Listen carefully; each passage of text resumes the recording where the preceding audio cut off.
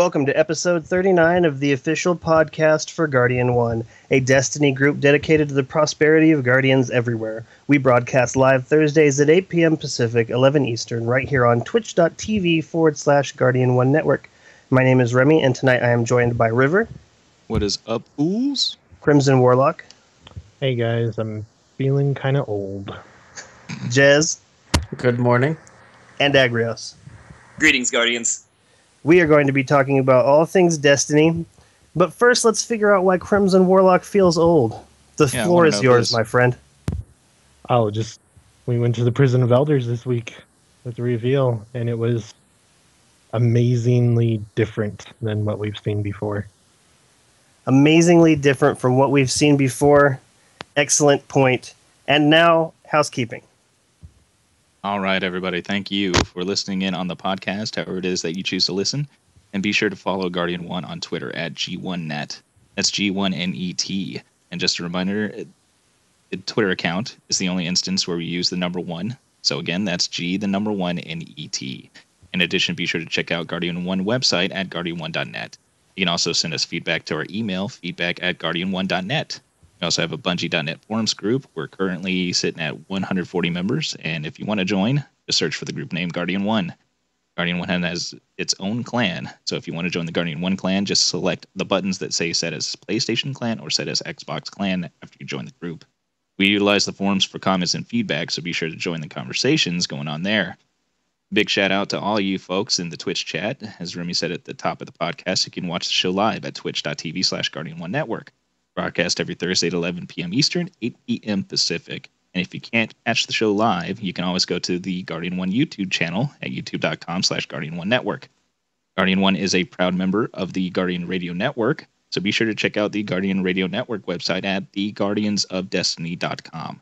There you'll find all the different podcasts as part of the network, including the flagship podcast Guardian Radio. They broadcast every Monday night, 10:30 p.m. Eastern, 7:30 Pacific on twitch.tv/Guardian Radio. You can also follow their Twitter account at Guardians of D and their YouTube channel, youtube.com/Guardian Radio. Other podcasts include Warlock School, TTL Party Chat, Aim Assist Gaming, Robust Radio, and I do suggest you check out the audio version of the Destiny Grimoire cards and look for that at Ghost and Echoes. Remy, start us up.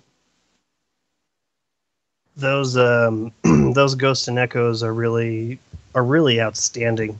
Hardgrove and the Bentrick, they do some really amazing work over there. I wouldn't be surprised if they got paid to do that at some point. And I don't know if you guys have had a chance to go check out Hardgrove's website with all of his music on it, and he's done some really amazing things. Like he's completely reworked previous Bungie games, like the music, and he covered the Johnny Cash version of Hurt by Nine Inch Nails. Like, I don't know, a lot of really cool stuff over there. I will put that link in the description. I don't remember what it is offhand. Jez, will you find that piece of information? Put it in the chat, please. Okay. What's that? It's a KK. Yeah. I thought you said eh. Which I'll accept. That's still a yes, right? Totally yes. By the way, I just typed in Hardgrove, and the first thing is Hardgrove Grindability Index, which I think is awesome. And definitely still his, Mm-hmm. Lots of really cool stuff going on in the community right now. Lots more stuff coming up. Tomorrow's another reveal. And is there another reveal next week, or is this week the last one? There's something on the 8th we're unclear on exactly. Right, it was a surprise. It has it on the website as the strike. Like I think that they have it listed as the strike, but I feel like that's not what it is. It doesn't really fit in with what they've done previously. So, well, I thought originally the strike was supposed to be coupled with this Wednesday. On their original list in the weekly update, they said they had a surprise reserved for us on May 8th. And then at the end of the reveal the other day, it said something about a video preview on the 8th. Interesting. Yeah, I wonder if this goes along with, I watched a video of where More Console made it through all of that prison of elders, and then there's like a circle that opens up inside the original room that links everywhere, and it drops down. And he said he wasn't allowed to show that yet. And I'm thinking that that's what it has to be. Well, it seems that I guess they were supposed to get that far during the Prison of Elders reveal, and they just were unable to beat it, or you would have seen that stuff on the reveal itself. I guess, if I'm not mistaken, others have been allowed to reveal that portion. Interesting. I don't think they were supposed to. Oh, so the information is out there somewhere? Well, I know on top of the certain people that have already revealed that, I know like certain, I don't know want to say it's IGN. I feel like it's IGN right now, but reported and like described what happens at that point in detail. Oh man. Yeah, that was didn't look hard enough. Lifted with the reveal. There was also an AMA on Reddit where the guy revealed what happened. Right, one of the writers from Forbes did an AMA on the Destiny subreddit. So then that's Paul Tossi. Yes. So then that's to say that you guys know, right? No. Jez, do you know? Yeah, sadly. Oh, okay. Jez, sadly, so it's not worth knowing, or you would have rather waited? It's better not knowing. Oh, interesting. All right, well, I'm not going to ask you more. What were you going to say, River? I was going to say that at the end of Alan's video, I saw folks going down into whatever hole that was, and he said, I'm going to cut it off here because I'm not allowed to show you the rest of this. Totally. And Jez says he knows what happens after that, and he wishes he had waited. And There's this reasons for that. Right, and so this is kind of where I am. Like, I really, really, really wanted to watch the new strike. There's a bunch of videos up with the new strike, and I really wanted to watch it so that I could come here and talk about it. But I really, really wanted to save that. I want to be excited by this strike. Like, what was that? The Undying Mind? I didn't know anything about that going into it, and it was exciting, and it was scary. And there's that part where all hell breaks loose. Like, I'm glad that I didn't know. So is it really good, Jez? It's just something different. Okay. He's not allowed to have an opinion. I've seen a video of this strike, and it feels different from just watching it. It feels a little different and a little new. So it'll be fun to play. Yeah, the strike is going to be interesting, and you liked hectic? Good luck. So then this kind of goes back to the same thing. Like, I don't want to know. I want to find out the way they want me to find out. I'd rather find out on my own. But this plays into kind of how I feel about the Prison of Elders. And so I tweeted out that I wasn't overly excited about it. But taken as a whole, the House of Wolves was going to be a much needed and awesome expansion, because I think that that's what it's going to be. But you know what it was that really got me was these last 2 weeks I've had a chance to do a part of a raid for like an hour and a half, and the group that I've been with has just wiped, and we didn't even make it through one checkpoint, and I can't tell you how frustrating that is for me to have gone through this before, and it shouldn't be a big deal now, and we can't do it. And watching those three guys fail over and over, it just really brought up these feelings of, man, I'm wasting my time. Like, I'm not going to get anywhere. This is going to be too hard. And that's not to say that the group of people I regularly run with aren't going to be able to handle it. I think Agrios and Sharks and I are really going to tear it up. The combination of the hot shot who goes for the big kills with, this really solid player with the guy who hangs out in the back and makes sure everybody's still alive. I think that that's going to take us far. But watching them wipe, it just didn't make me feel good about this mode. And that's why I said that, River, and I know you wanted to talk about that. So I want to ask you how you feel about that Prison of Elders, because I said I wasn't overly excited. I'm still excited. I still think that it's going to be a cool experience, but seriously, watching them wipe was hard times. What do you think, River? I thought that was entertaining. Why is that not entertaining? I mean, you see these guys struggle. It's like, man, I could totally do better. You remember, and what was that? What was that show? Legends of the Hidden Temple on Nickelodeon. No I idea. love that show, man. Love that show. Let's date myself here. So you would see all these kids trying to climb up, the obstacle courses and stuff, and you were young, and you're like, man, I could do so much better than these guys. That's the feeling I got. So it was Yep. it was a lot. It was plenty entertaining for me to watch these guys kind of struggle with it. But anyways, as far as the whole reveal of the Prison of Elders, I feel that this is obviously going to be a good change, a good addition for the community as a whole. I don't think it's really anything too new, especially for us Xbox players who have had something like Firefight before. I can understand why someone like Crimson Warlock, who hadn't, been playing Halo as long as we have, this might seem new to a lot of PlayStation players. But it's got several changes, don't get me wrong. I personally love Firefight, and this is gonna be pretty different from what we've had before. But an Xbox player solely on that, I think it's not too much different than what we've had before. Yeah. Still plenty excited though. That was part of my worry going into it. Like the week before the reveal, we were talking about it, and I was racking my brain thinking about what else it could be if it wasn't a horde mode. Like how much can they really change the formula without it being this is a first person shooter. I don't know how many times Deej said that this was a boots on the ground, first person shooter. You can't go too far from it. What do you think, Crimson Warlock? So I really I did enjoy the reveal a lot. So I was thinking about this before the stream because I knew at least one person was going to say it, mostly because Broman was getting a whole bunch of crap today in his stream I was watching.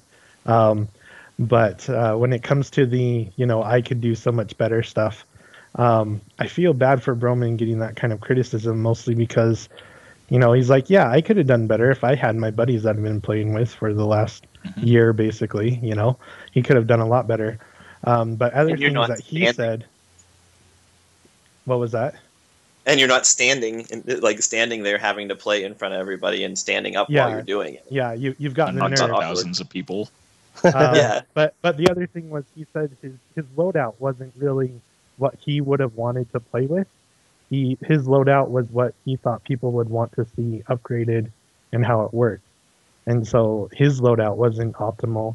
But another thing that he said, which was kind of interesting, is he said that the AI inside is different, and that the enemy types behave differently than what you're used to.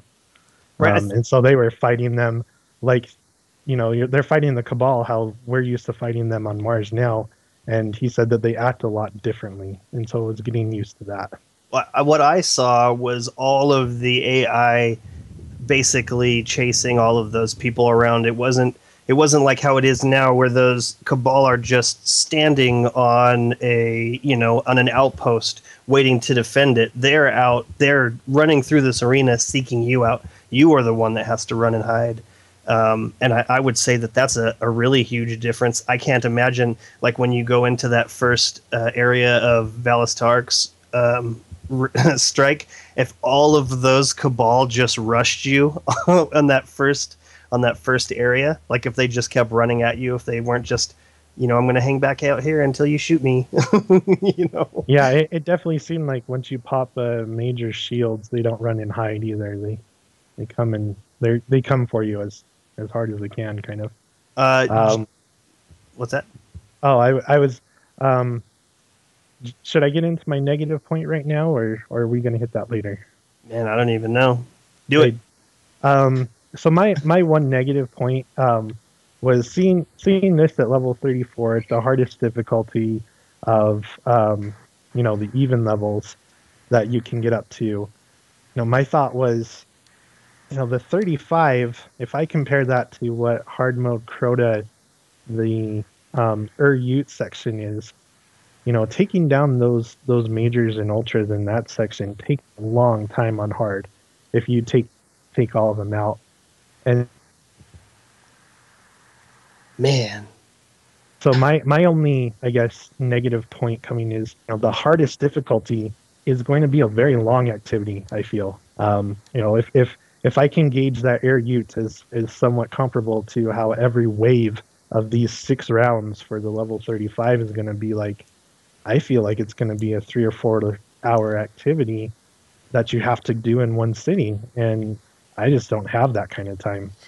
I mean, 2 hours tops for me sometimes is definitely my max to play, and I don't know if I'll be able to do the 34 arenas that quickly if we're having difficulties on some of the new stuff. So that's about my only thing is how difficult is the level 35 scaling going to be, and is that going to draw out the fights to where it's almost too long to be fun? Well, it's possible to tune the health but keep the damage. That is so true. that it's not as long, but it's still got the damage of a 35. You know, I guess there will be some tweaking involved with that. I don't imagine that they would just let the numbers run wild like if it was impossible to do. But I mean, imagine if whatever was at the end of that rainbow was worth whatever trouble you had to go through. What I see happening is 2 things. I see teams of 3 becoming insane badasses and getting the gear that goes along with badasses. And then the second group of people are the ones who are going to find the one place in the map where you can shoot everybody, but nothing's shooting you. Nothing can kill you. And so that would be where I would, you know, like they took down Valis to Ark's life, you know, by a certain amount of points. And yeah, I don't know. So what do you think about all of this, Jez? Well, there's 2 minds to go into it. Is to go in with it as, hey, this is a new activity, which is nice, but to also go into it as this is replacing the raid, which is kind of an unfair statement, but it's also a very valid statement because we're not going to get a raid with this expansion. That it feels like very shallow.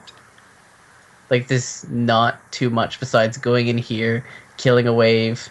Oh, look, there's an objective. It might be to kill some guy and kill some more waves and then kill a boss and then go get your loot. Yeah. Like, I mean, there's going to be a little bit of story, but it's because it's randomized, they can't pump the story in like how I was kind of hoping, which would have been more of like, here is this lore-based person and this is why he's here. But it's not really that. It's why do we have a whole bunch of Cabal just hanging around their boss leader guy, and now we got to go in there and kill them? I mean, hopefully the story. What's that? Why is everybody in the prison still armed? Yeah, that too. So anyone else feel like it was Ghostbusters? Like the whole thing just felt like Ghostbusters going into where they kept all the ghosts. Containment. Man, that's I didn't think about that till right now, but totally. You know, I saw a lot of people wondering why there wasn't any Vex, and I really think that you can't trap a time-traveling robot. I think that you either kill it. There is Vex, they just didn't find any. Correct. Mm-hmm. So there is Vex? All races are confirmed. Like because it's random, there just so happen to be no Vex in this assortment of places. It might have been in the 35. Like the 35 might be one of each plus the main boss chamber. Because I don't think the 35 level 1 is random. But the first 2... Yeah, we're getting ahead of ourselves, but yeah, the 35 is definitely static. And that's what I was going to say, too, about Crimson's comment before, as far as how difficult it is. It's static, and we have modifiers. So depending on what modifiers they give you, I mean, if you have a burn on you, level 35s aren't going to be anywhere near as intimidating if you're using the proper weapon for that burn.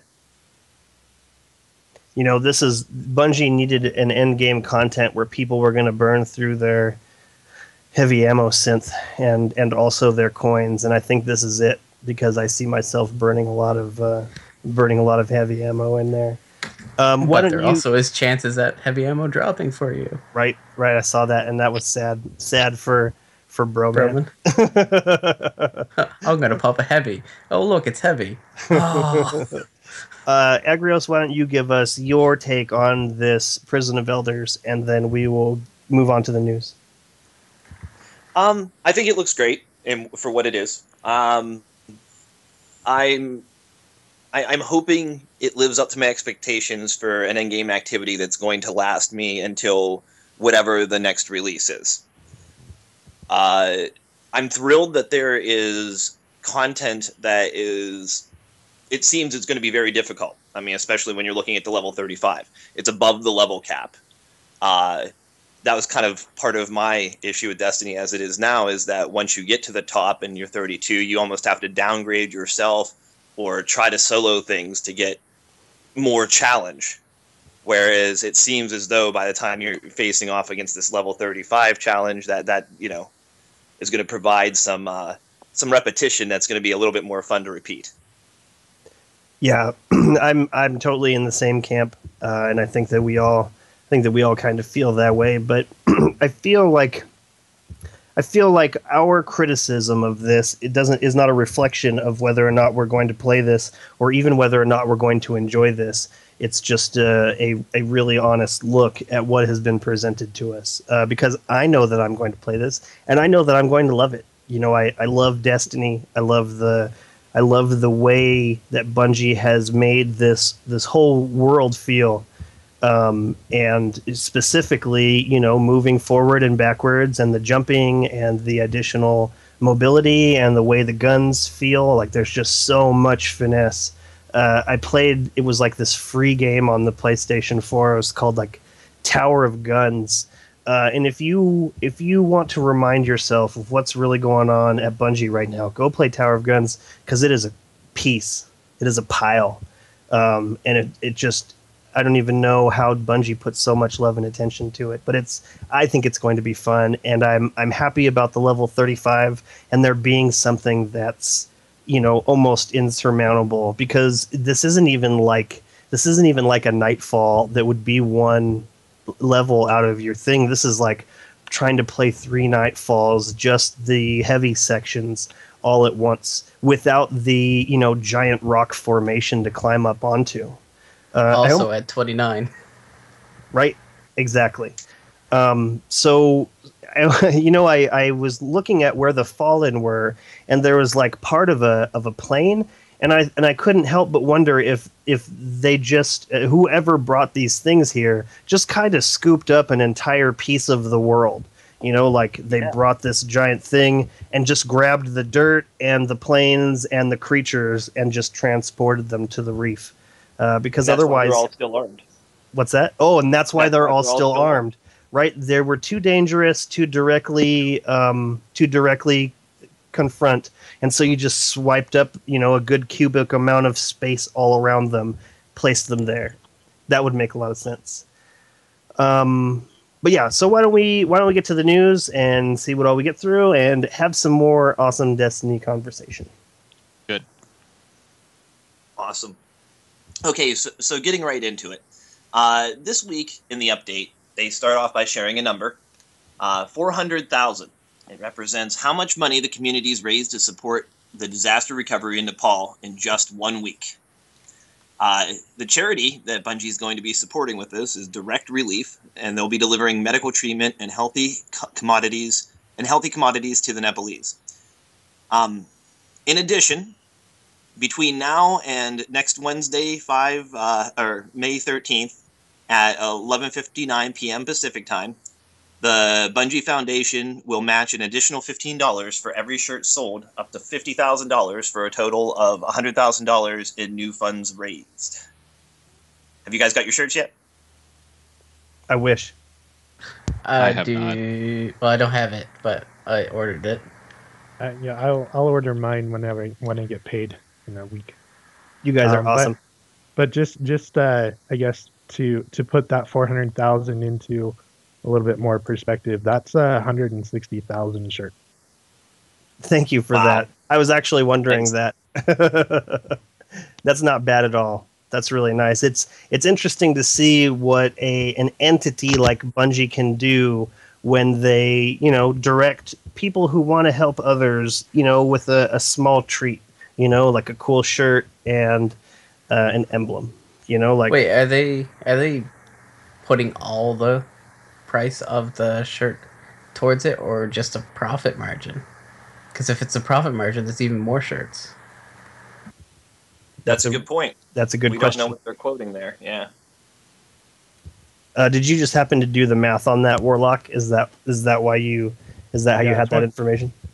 25 times 1.6 is 40.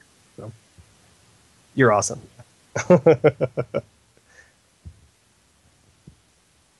Continuing on. This Wednesday, we met Deej again, this time accompanied by a community guest, Professor Broman, and House of Wolves senior designer Matt Sammons, and we all went to prison with them. The Prison of Elders is a combat arena hidden deep within the reef. Under the care of Variks, the Prison of Elders will challenge Guardians in aggressive combat scenarios meant to test their teamwork and skill. Those Guardians who prove themselves against the prison's onslaught will earn the riches of the Queen's realm as bounty. In the shadows below the Vestian outpost, Guardians face waves of enemy combatants and their nefarious champions for honor, glory, and riches. It consists of a level 28 match-made version and high-difficulty weekly challenges for pre-4 and fire teams. There are 4 3-round waves against random. There are 4 3-round waves against randomly selected enemy races and with gameplay modifications. The modifiers we know of so far are small arms, your primary weapon damage is doubled, exposure, Guardian shields are increased but do not replenish, grounded, players take more damage while airborne, brawler, Guardian melee damage is increased by 300%, catapult, grenade recharge speed is greatly increased, trickle, abilities charge significantly slower, airborne, players deal more damage while in the air, and specialist. And to my knowledge, this is speculation, but special weapon damage is doubled. I could see that. Or what if its special weapons don't do double? What if they do half? That's very possible. It's just going by the fact that small arms is primary weapon damage doubled. They figured, I guess, specialist would be the same for specialist. I really like the differences that they're going with here. Like this grounded, you do, what was it? You get more damage when you're in the air. Players take more damage while airborne. That's cool. I didn't see that one when I was skimming through the list. I saw the one that said players do more damage when they're in the air. That's cool. These are very cool, interesting differences that I highly approve of. Like this is a wildly different take as far as here's some void burn, or here's angry or epic, or light switch. Like I think that these modifiers will make the game very, very interesting, especially if it's something like where if you jump in the air and you would have died versus you would have only taken a certain amount of damage on the ground. Like that's super exciting to me. Something that I'm excited about is the chance that these bleed over to Nightfalls. What do you mean? Like start using these perks in Nightfalls. So we have more variables. Yeah, some more variables in Nightfalls. Oh, I see what you're saying. Yeah. That's cool. So in addition to Void Burn, Arc Burn, all those, and Light Switch and that, we could also, get a Nightfall that would have, exposure on it or something like that. So that's actually happening, and this is written somewhere down? No. It would be the prospect of it happening. Okay, because that would be cool. That would be insanely cool. Especially exposure. Yeah, which one was that again? That's the one where you have increased shields, but you don't regen. Oh, yeah. That's crazy. I wonder... What's that? To be clear on that one, a lot of people aren't understanding it necessarily. The shield is just the part till your meter turns red. So that doesn't recharge, but once you get down to the red, that will continue to recharge once it's damaged and go back up. Right. And then once you get hit, that's when it breaks and you go back to the red. I saw that as well, and thank goodness for that, because it still means that under the right circumstances you can get shot once or twice and not be dragging your team down. Anybody else on this modifiers or Agrios? Moving on. Along with these waves of enemies, Guardians must complete objectives such as disarming bombs via control point style or killing VIPs at certain points in the battle. There is also a level 32 and level 34 rotating weekly challenge for pre-made fire teams with even greater rewards. To cap it all off is a static level 35 challenge called Skola's Revenge. Rewards include armor cores, weapon cores, etheric light, House of Judgment rep, and fallen-themed weapons and armor. There are even chests with chances at exotics.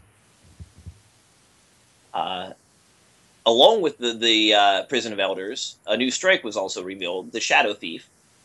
In it, a massive fallen ketch has been spotted over the moon, and a crew of fallen cutthroats led by the ruthless mercenary Tanix the Scarred seek to plunder the Hive's darkest secrets. Guardian fire teams are tasked with infiltrating the ketch and defeating Tanix before he can secure his prize. What do you guys think of the new strike? Yeah, I think I didn't learn anything about it because I want it to be exciting and new. River? Same. I didn't even take a look at it. I started it, and you know where I ended it was where you were still in the area that we've seen before. You know how nice. Omnigul, it goes through a certain section that we've been through a million times each, and then it goes into a new area. I watched like the first 2 minutes of it, and I said, I just can't do it. I just can't do it. I want to, but I can't do it. I haven't even watched that much. Crimson Warlock. So I watched the IGN gameplay of it today, and to me it had a different feel. I guess kind of story wise in a way, just because the way that the strike is set up. I guess I'm going to spoiler the feel a little bit. Is you feel like you're chasing a rat through its maze of a house. Like that's kind of how it feels to me. But it's like the first strike that felt like we're finally being proactive as guardians. To me, like the whole story is kind of felt a lot of reactive. Well, this has happened, so you have to go stop this or that. And this strike has really felt very like we're finally fighting back. We're finally pushing forward instead of us feeling cornered. I feel like this time we have the enemy cornered, and that's just kind of how the strike felt to me. It's funny that you say this and remind me of this because it's a testament of how well I can bury down information that I know full well. I actually did read that, or I did hear that somewhere, that it was going to be a multi-part raid where you are attacking the same boss through a certain amount of areas. And until you said that, I totally forgot. Thanks a lot. Jez.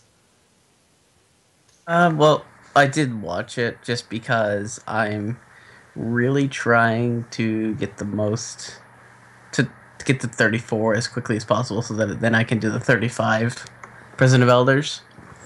So I was watching it just for research purposes about how the Nightfall is going to work. And it's going to suck and be awesome at the same time.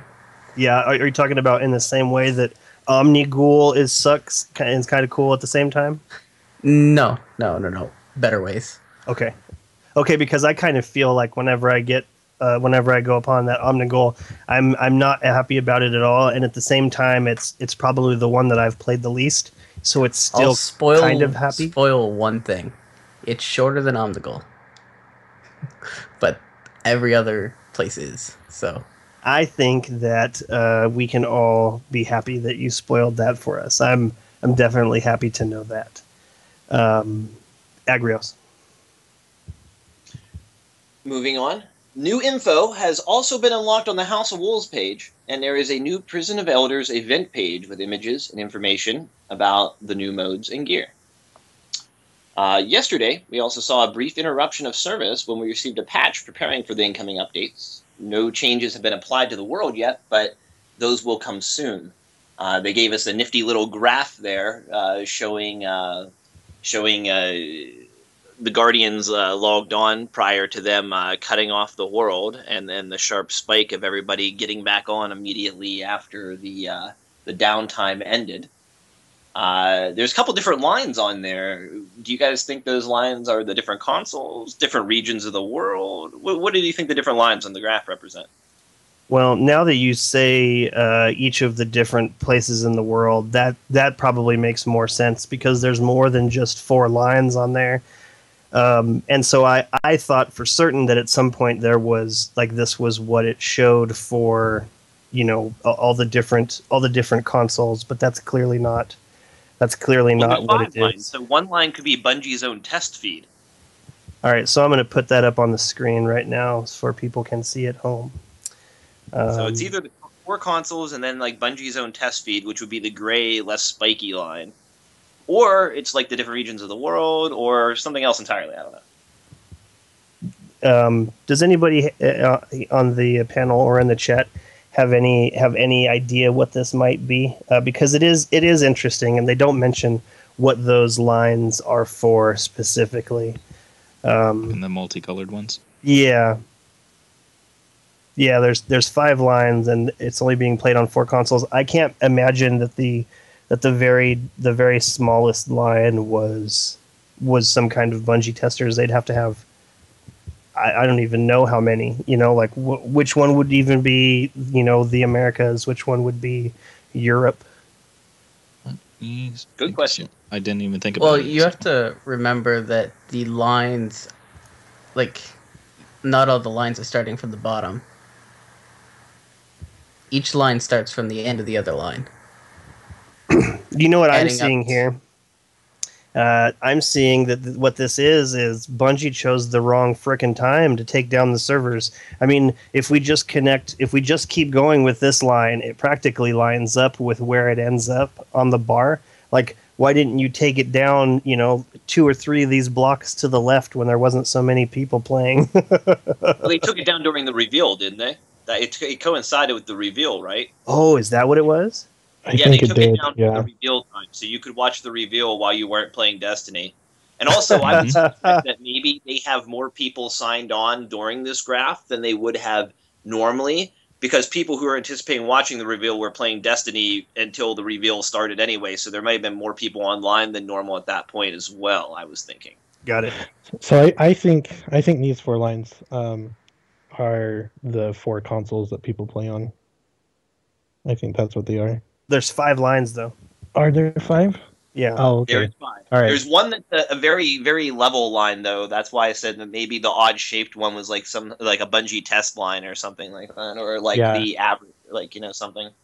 Yeah, I see it now. So my idea is wrong. You know what? I bet it does correspond to regions of the world, because before this dark gray line is underneath this, or this dark blue line is underneath this green line, and then after the reveal, the dark blue line is over this green line.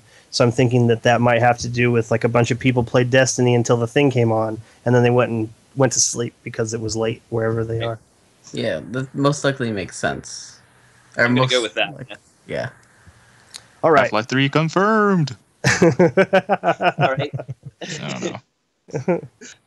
So this leads us to update 1.2.0 on Tuesday, May 12th, sometime after 10 a.m. Pacific time. That will be the final preparations and world changes.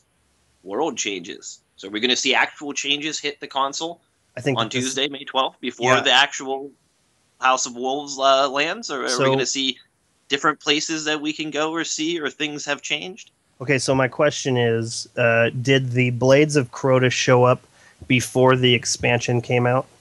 Because if that's the case, then then the world changes is, we would see things that are different. That's what I'm getting at. I'm hoping for some House of Wolves themed sporadic events like that. Totally. I could definitely see that happening, and like an entire week before the final delivery and activation of expansion 2. Exciting, very exciting. Yeah, it was exactly 1 week last time that happened with. Oh, crazy. So I wonder if we're going to start seeing that bazooka thing around the world for some reason. Oh, or if we're going to be able to buy it. Like, what if it's a one-time use thing, kind of like a heavy ammo synthesis where you hit it and then it pops into your hands and you get however many shots that you get it with, and then maybe there's a cooldown. Or maybe there's a dude carrying it around, because that's how we got the blade. I don't know. Or you're just I'm kind of thinking crazy. it'll be a situation, something like that Hive event, where you get the bazooka to have to take down a couple waves of Fallen coming after you, or out of catches, or something like that. Nobody's talked about this really, but we've had the same public events since Destiny's launched, and I'm kind of hoping for some new public events, maybe based off the House of Wolves things as well. Yeah, that would definitely be awesome. That would definitely be awesome. I can't believe that they never brought back the spider tank one.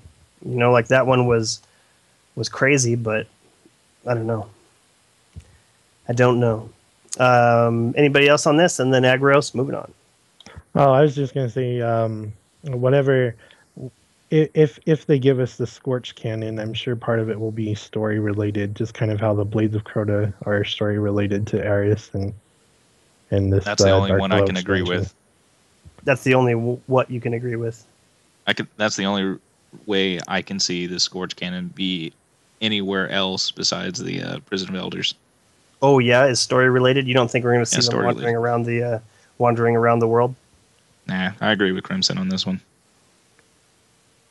But isn't that story related? Having what, them out on patrol? Well, yeah, like you that's how you call that story?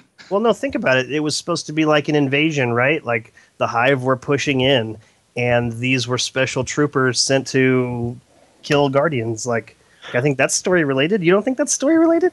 Maybe a little bit.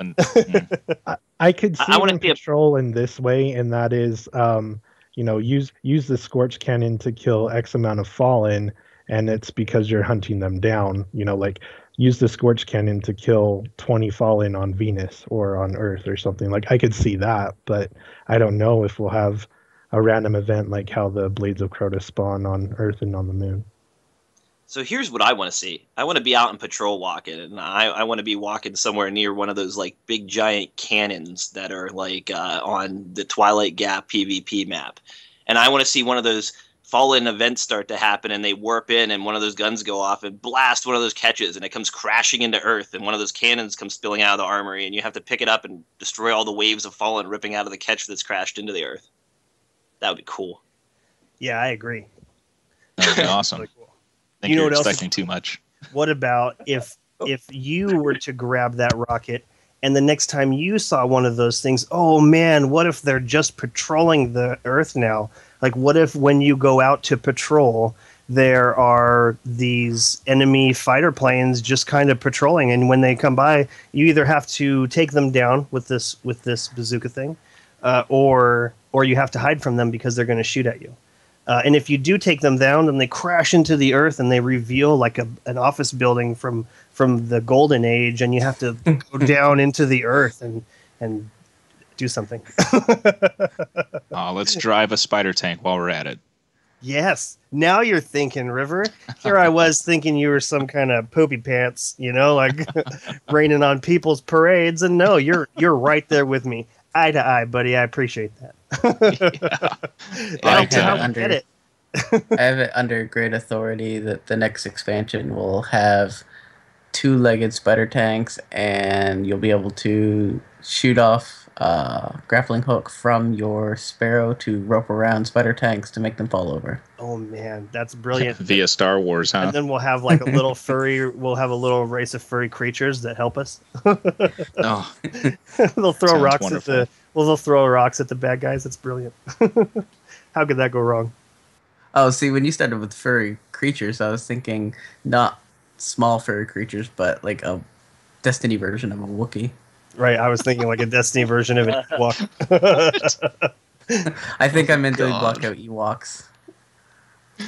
Ewokas. All right. Moving on? Or does anybody have that? Moving on. So I'm going to step away from the update a little bit here. It was also reported this week from some of the visitors that Bungie has had that the weekly and nightfall will now become separate strikes.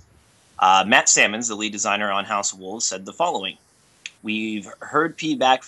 Excuse me. We've heard the feedback from players about not being able to do the weekly activities. So two things we wanted to do were always have one of the activities available if you didn't have one of the DLCs. So you'll never have where all of the missions are from House of Wolves expansion. We also wanted to have more variety for all players, so we've actually uncoupled the Nightfall and Heroic, so those will be different every week now. This was reported by IGN.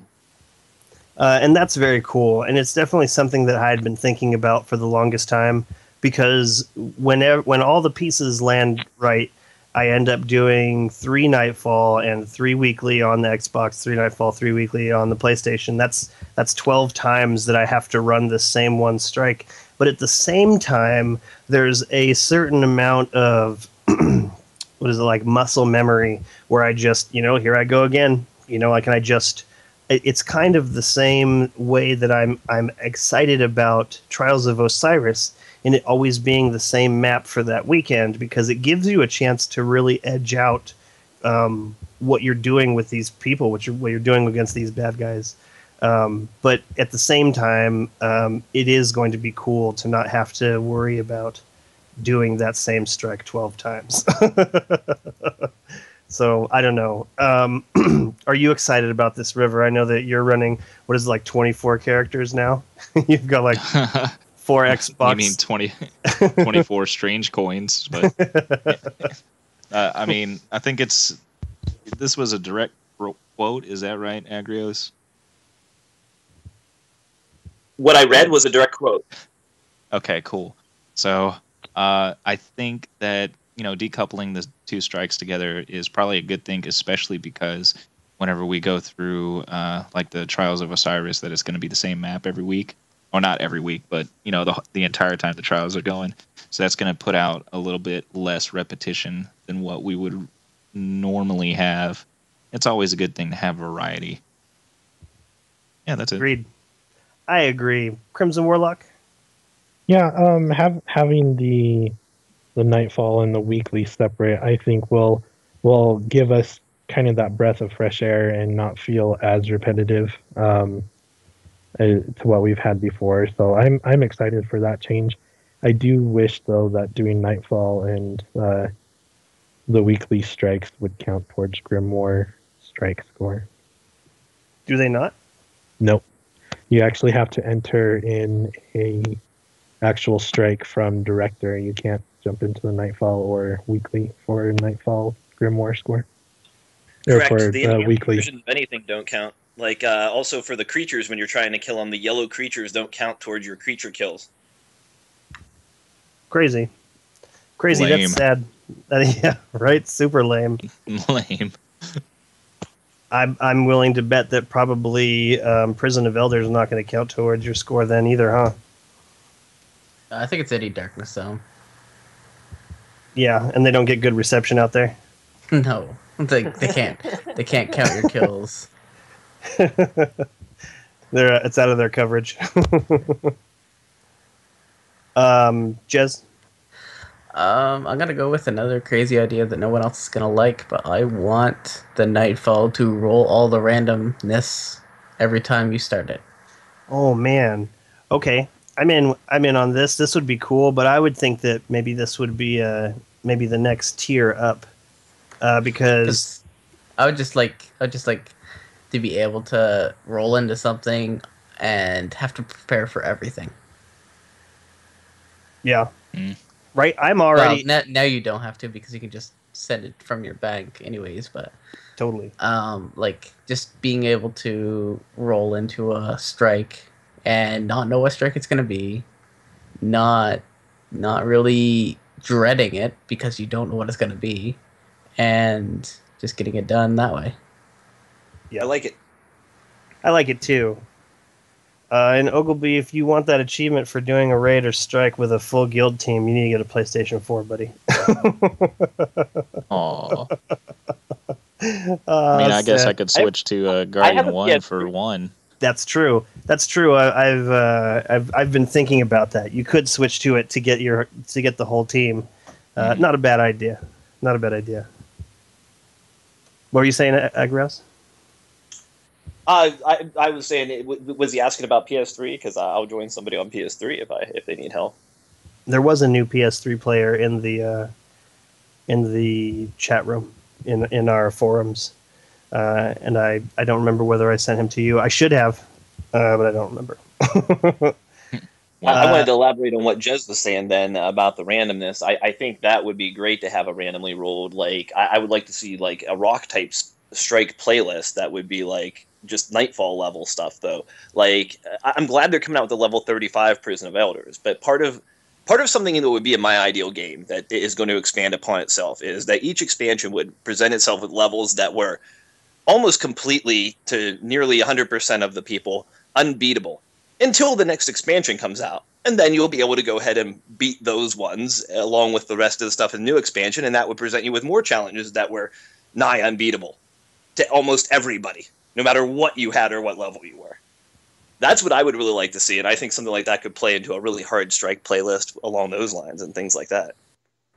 Okay, so Hegemony in the chat says, I'd like to wager an exotic I have for one I want. I die during Nightfall, I lose the exotic, and I love that idea. And at some point in one of the video reveals before the game came out, they said that I don't remember the exact wording. Does someone remember the exact wording about it was some kind of like gambling? They were like gambling for their gear. It was like ship. What's that? Or a ship. Yeah. There was they said something. I wish I could remember the exact wording of it right now. But when they said that they wanted to gamble on people in the Crucible. Well, I didn't hear exactly those words, but it was similar to that. And this would be a really great idea. This would be a really cool idea. Like if it was something like I imagine this would be through Xur. Like what if you could buy a ticket through Xur that says, okay, I want to buy this one. I'm going to put this one up. That would be really cool. I think that would be really cool. Very doable too. And I don't think it would be. I mean, they could restrict what tickets they handed out too, so they wouldn't necessarily just give everyone a Galahorn. You buy a ticket for the specific item you want. So I think they could work something out like that. Right, I think that would be cool. River, are you a gambling man? Would you like to see an exotic go bye-bye if you fail on a Nightfall, in the hopes that you would gain a better one? Sure, especially if it's an extra one I have. Shout out to all you folks who have an extra Galahorn. I hate your face. Imagine like a Crucible mode where you and 5 other people are watching 6 people play in the Crucible, and you're backing one particular person, and you could throw money into giving him like secondary ammo or exotic heavy ammo or like a Sword of Crota just by pumping money into them. And if they win, you get like the entire pot or something. Right? It's a neat idea, but spectating PvP players is that's even worse than spectating. That's spectating and adjusting the game. I just randomly thought of it, and I'm like, that would be interesting. Yeah. Not to mention people just watching the other team and being on PSN chat with the other team, telling them what the team they're spectating is doing at the moment. Well, I was thinking more along the lines of a Rumble, or even just not being able to spectate people that aren't in your team. Like you have to go in as like if you did like a 3v3, you would be in a 6-man fire team, and your team would be the ones that you'd be spectating, if you know what I mean. Like you're spectating your own teammates. But what's to stop you from contacting one of those players on the other team via PSN chat and telling them everything the guy you're spectating is doing? Well, then you're just pumping money to someone else. Why would you do that? Just because you're friends with that person on the other team, and you're going to spend a tiny bit of glimmer, but your friend's going to get the win because you're reporting to him. I'm just saying there's people out there shady and would like try to arrange things like that all the time. That'd be one way to get glimmer trading in the game, I guess. Yeah. No trading. Ogilby in the chat says, sometime in the future, I still think it would be awesome to run with all my characters at the same time, like a Mass Effect style. And that's such a great idea. That would be so cool to choose one of my characters and play as that one, and then have the other ones be controlled by the AI. I think that would be really funny. And then SDF I don't know how you say that. He says Lost Vikings, Hero of the Storm, and I love Lost Vikings. That was like the best game ever, and the music. I loved it too. The music and the just the way you had to pass the levels. Like, what a great game! What an amazing game! I'm glad I'm not the only one who played it, because that was an awesome game, and I'm glad that they kind of made a comeback. But anyways, I digress. Well, we all know that company is sorely in debt now. Oh wait, no, they own World of Warcraft. That's what they get for making a great game. Moving on, I think. During its first quarter conference call with investors, Activision teased a huge new update for Destiny across all modes, slated for later this year.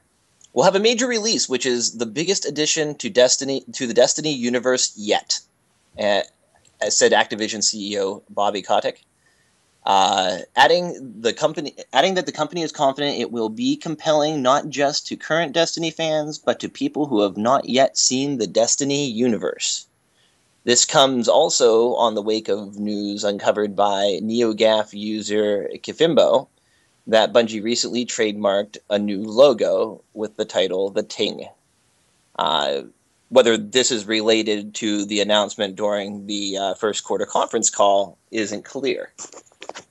The symbol trademark with the Taken King does look very similar to Crota's symbol, with a slate kind of wings coming off to the sides of it. So whatever that tells you. Cool. That's very exciting news. And when is this due out? When are they estimating this is going to be out? We don't have any dates or anything. We just have he just said specifically later this year is exactly what was reported. Later this year. Well, the good news is we only have 7 months left in this year, so let's enjoy that. He promised it to be the biggest addition to the Destiny universe yet, so that's interesting.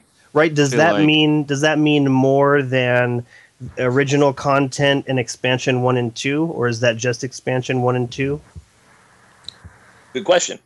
River?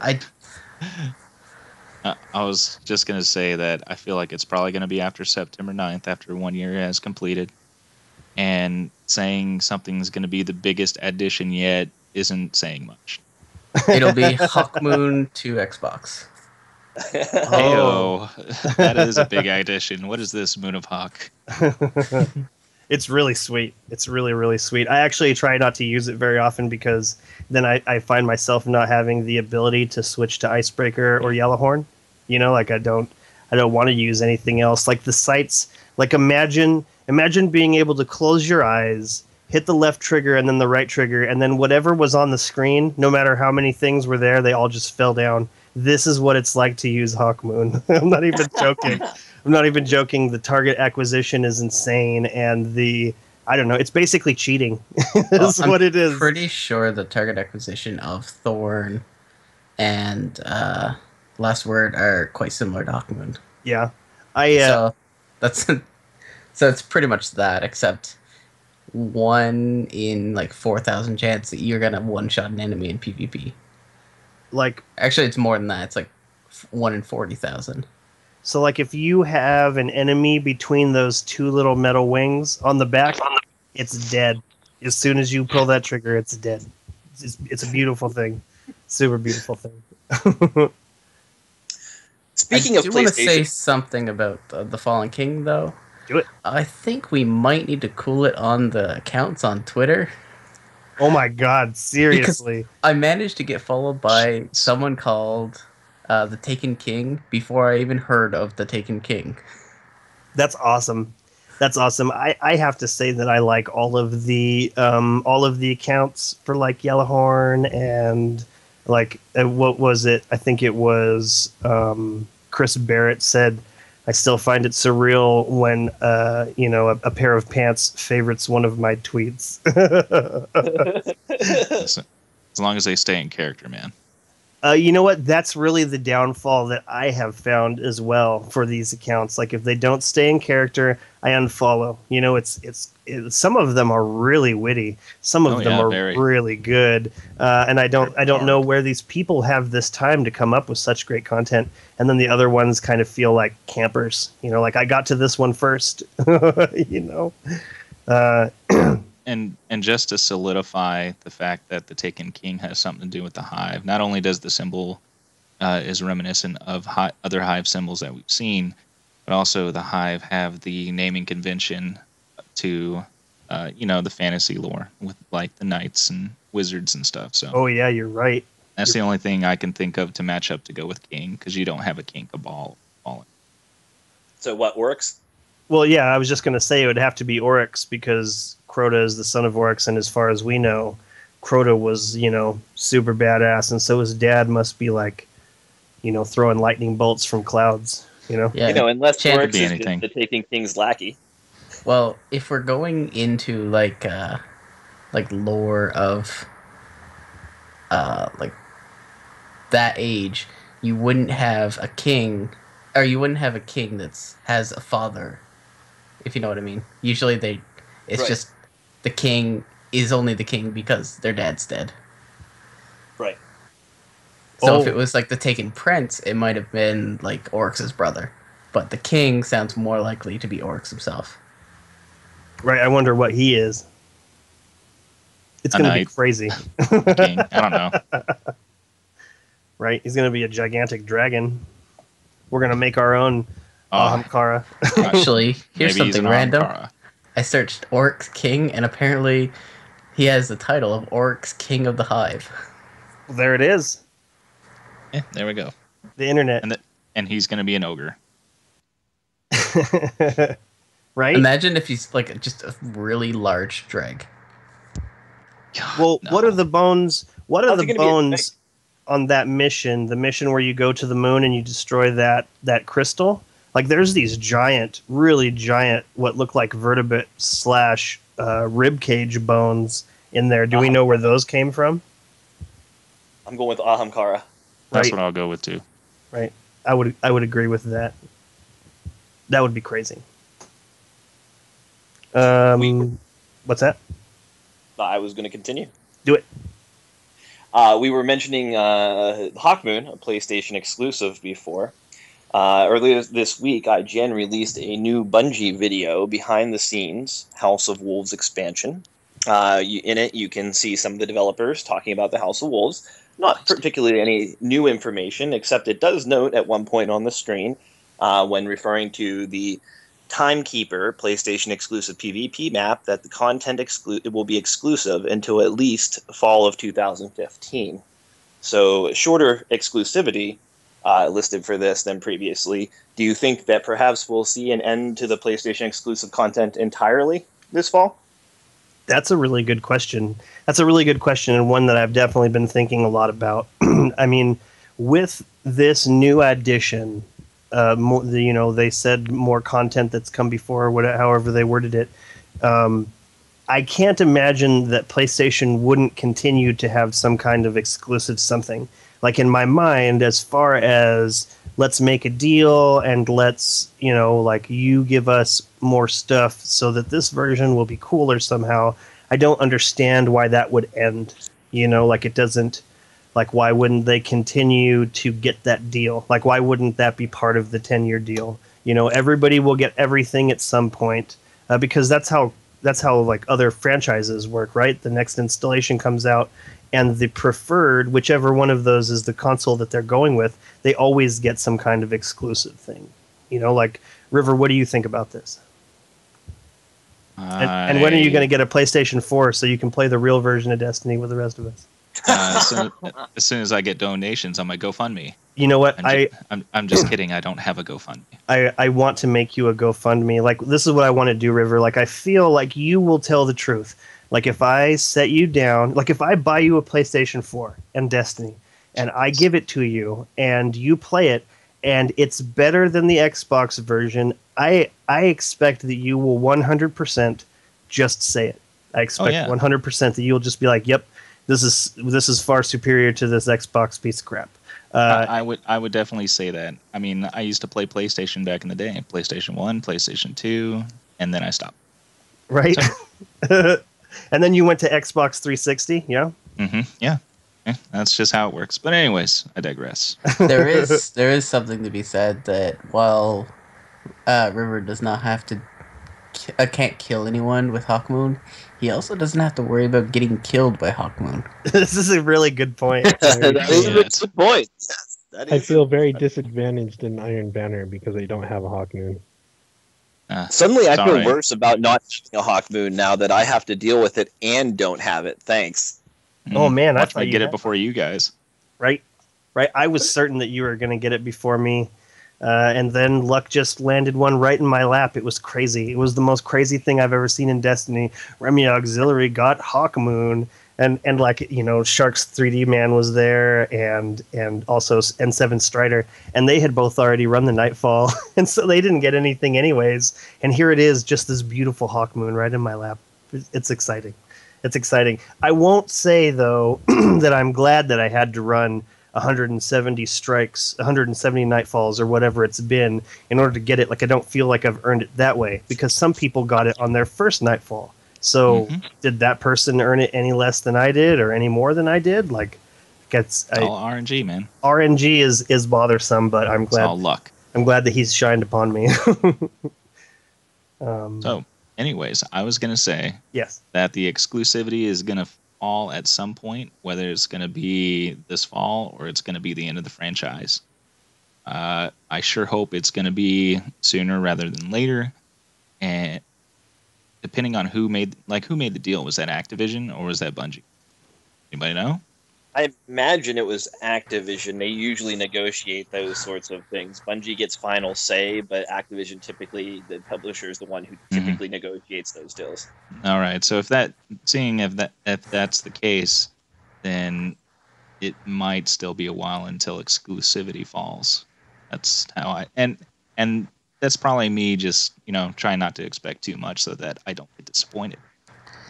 I really hope they give you enough in September. It's been plenty long enough. I mean, seriously. I mean, they didn't say at most a year. They said at least. They did. Correct. Right. I wonder if these things are still being talked about. Like, they still don't know how long it's going to be. Crimson Warlock. Oh, I was just going to say, I hope this isn't the case, but we might see that exclusivity drops every single year. We get a comet or we get a new game, and there's PlayStation exclusives for a year, and then those become available. But you're always a little behind in the content. I hope that's not the case, but it might happen. You just broke my heart. I didn't even think about it that way. I'm sorry. Yeah, first year stuff come and gone. Hey, everybody gets it. Now we're into year 2. Here's the new exclusive stuff that you guys can't get. Has anyone seen the fine text on this strike? Or sorry, this PvP map? No, what because I haven't looked yet, but I'm gonna take a look after this. But my wondering is if it was going to be like a year-long exclusivity thing, I think it'd be weird that they sync up the same time frame on so far 2 of the expansions, or vanilla game and this expansion. Correct. Agrios? It does seem like the 1 year thing. Like, I agree with you on that. Like, it precisely says at the bottom of the screen, content exclusive until at least fall 2015, and that's it. Crazy. Keeps it open for whatever they want. Right, and that's not Bungie's fault, I don't think. Well, on top of that, I don't even think that they mind. Like, I don't think that Bungie is sad that they're making more content for the PlayStation than they are for the Xbox. Like, I think that as gamers, they want everybody to play everything. But at the same time, here is this, like, they probably made a really sweet deal with Activision to have that happen. And on a business end, it makes sense. I went out and bought a PlayStation 4 for the sole reason of having the max amount of content. I already knew I was going to play it on the Xbox 360. I didn't like the way they promoted the Xbox One. I mean, I've never seen a bigger falling downstairs by the way they advertised it. Like everything that they did just turned me off. Like, I'm not interested in your Xbox One, buddy. I'm way going to this PlayStation 4, and I'm glad that I did. Because I do have access to those other things, and yeah, the 1 year rotating deal really, it just seems right. It just seems like that's the only way forward, you know. So yeah, I agree. Alrighty, moving on. Let's go. Moving on. Good. Did you say something? Yeah, I said let's go. Oh, okay. And then I also said let's go, and then I think we lost Crimson Warlock, and then Jez also agreed. Moving on. Awesome. All right, so back into the update. They mentioned that we will get the skinny on these updates with the official patch notes coming soon, and they are very clear to say the last word on game updates will be brought to you by the Destiny dev team, except no substitutes. This is clearly a reference to the leaked patch notes on IGN that landed a few days ago. They definitely cover a bunch of the things that Bungie's already told us that they were going to be repairing in the updates, as well as including some other interesting things. Should I go over this list? Okay, so there was definitely one that I wanted to talk about, and I wanted to get your guys' consensus. It was the one about the icebreaker. And how people have been using it to manipulate ammo. Is this in reference to switching to it and letting it charge up and then switching to another weapon and having those rounds? Or is it in reference to using that as the way to get the unlimited heavy ammo glitch? No. Door number 1. Yes. Continue. Why do you think of this? Is there something written down that I haven't seen? I think because of the way it's phrased. So read it out loud so everybody can know what it says. Okay, let me find it on the list here. It's a big list. 1 sec. So while he's looking that up, I will say that the little note on this one still says exclusive until at least fall 2015. Confirm. Yeah.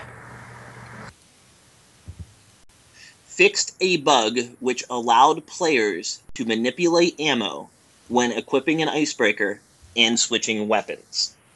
Because of the way it's written, because you're equipping the icebreaker and then switching weapons.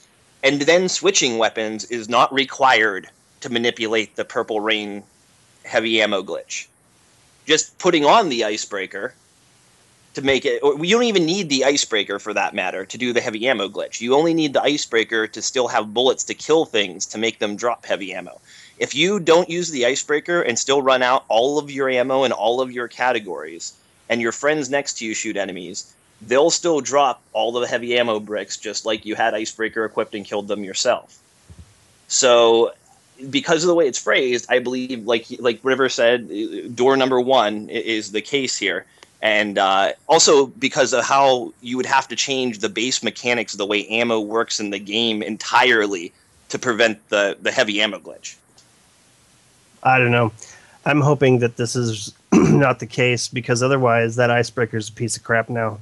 Like, it's just a really fancy solar sniper rifle, and it's totally worthless now. And I'm pissed off. Yeah. Well, what makes it worthless? Well, because the way I use it is I equip it, and then once I'm up to 6, I just swap to whatever other sniper rifle I want to use. Like if it is a void, burn, I will just switch to a void sniper rifle, and I will have like 6 to 12 bullets depending on what the sniper rifle is able to carry. Want to know what you still can do? What's that? You can actually kill people with that sniper rifle and then go pick up the green things after you switch. I don't think I like your attitude. You don't even have to tired of this conversation. You just shoot the loot scout rifle and pick them up. So you don't even need to move. That's true. I don't know. Hey, I personally never used it for that. You know what solar damage does? What is that? Burn. Oh no! Yeah, only on solar enemies. Just, Jazz, you're the best. What? Moving on. Moving on. That's more or less it for the news this week. We have the video of the week at the end of the update. This week it features a presentation on the new version of the Mida multi-tool from Mida Industries. It's an enhanced perspective on Destiny, and it's a very well made video. I was quite impressed when I saw it earlier this week on Reddit, and I'm glad it won the video of the week. Have you guys had a chance to check it out? Yes, I thought. I was going to say AR, like augmented reality, but it's basically augmented virtual reality. I want that. I want to be able to, like, zoom in at something, like, keep track of it while it's flanking me or something. Mm-hmm. Is this what's in the video? I didn't have a chance to watch that's it. one of the things that it shows that it can do. Well, Like Go ahead. He looks at some Vex, and as they move around, it has like diamonds where, like, in the center of the enemy, and it links them all together, like, kind of in a very impressive visual way. And it aims at other enemies for you and draws lines, so you can just swipe your gun across that line to find the next enemy and start shooting it. Yeah, that's cool. You should watch it. I should watch it. Well done video. And you should watch it too, you who are listening, unless you've already watched it, and I hope it was awesome. For some reason, I wasn't able to watch it on my mobile. I was feeding my 3-month-old, and it just didn't load for some reason. It wouldn't take me there. I couldn't get the link from the. I could have searched it on that fancy Google thing, but that wasn't going to happen. Moving on. That's more or less it for the major news. There is some bit of good advice observed by a member of our community. It was posted by Platigy on the Destiny subreddit. But different guns, even if they have the same total bullets available to them, or even some have more bullets available to them total, start with less bullets than others. For instance, I'll give you an example. An LDR 5001 with no field scout or ammo boost on it will start in the Crucible with 6 bullets. Patience in Time will start with 12 bullets. Paradis Revenge starts with 12 bullets. Effort Spear with Field Scout starts with 12 bullets. A number of these with Field Scout all start with 12 bullets. However, the Longbow Synthesis, even if it has Field Scout and an ammo booster, totaling 24 bullets available to it, will only start with 6 bullets in the Crucible. So your sniper rifle may be affecting your amount of starting ammo, which on some maps can significantly affect your advantages over the other team. That's crazy talk, and very good advice. And that's all I have. That was it? That's it. Okay, so I had a couple questions for you guys. Number one, River. So now that we've had a better look into Variks and who he is and what he does with this reveal, how do you feel about him now? Because I know that you said you were really excited, but at this point in time, I feel like he's, borderline psychopath, like what with that Warden's punishment and the, I don't know. He just seems pretty gleeful over shoving 3 Guardians into a basically pointless suicide mission. So what are your thoughts on him now?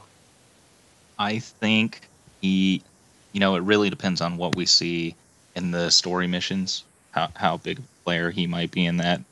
Because right now all I'm seeing him at is just an NPC who runs this arena that you go through, and not too much story being developed on him, which is unfortunate. Perhaps we'll see something in the future. But he I love the sound of his voice, man. He has that gravelly, like I said, gleeful, psychotic sounding voice. It's pretty amazing. I really like I need to look up the voice actor for that. Is it just me, or do they sound buggish? Well, they're fallen. Well, I thought they were insects. Are they not insects? I don't know if they're supposed to be insects, because I don't know. They have 6 limbs. Wow. I think they're insects. What do you think? I don't know. What do you think, Crimson Warlock? I think they're space insects. No, you know, I'm excited for a lot of this stuff, though I'm kind of I don't know how to say, like, express really how I feel, because like I thought the Queen's Wrath lady what's her name? Pedravenge. I thought like she was going to be the one that we were going to really like hear a lot of narration from, but I think that's for the story mission. Okay. I think she's going to give us our bounties like we ran through with Eris. She's going to be our Eris. Yeah, but this Fallen guy also narrates the strike as well. He's the narrator for the strike. So. Oh, is he? Interesting. Was that it, Warlock, or did we lose you? Damn it, we lost Warlock. You notice how close her name sounds like Revenge? Oh, yeah. Yeah, I could see that, Pet Revenge. I'm wondering if there's something oh, wait a minute. Wait, the House of Wolves, Kel, is like the Queen's pet. And this is a story about pet revenge. There it is. There it is. Half-Life 3 confirmed. Ew.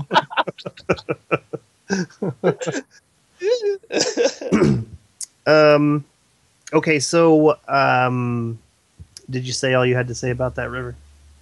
Oh, yeah, about that. Yeah, that's it. What do you want to talk about, River? You got something you're itching to Destiny-fy? I mean, I have plenty. I just really wanted to have like an open discussion and an open debate about the House of Wolves in general, really. Because I see a lot of complaints, lots of folks saying that, you know, this Prison of Elders isn't enough for raid. Trials of Osiris is going to get redundant and that kind of crap. And I just feel that, you know, these 2 game modes that they're putting out it's a good thing because it's given it's given us more variety of things to do as far as in-game content. And the more variety you have, the less likely you're going to get bored. Yeah, I totally feel what you're saying, and I understand where people are coming from when they bring up these worries. You know, like I understand that there's an easily drawn straight line connecting the dots that say that this could be really not as awesome as you or I may think it is, and I understand. But I feel like the majority of people that feel this way are definitely going to try it out. Like, I feel like very few people have actually walked away from Destiny because there's not enough to do.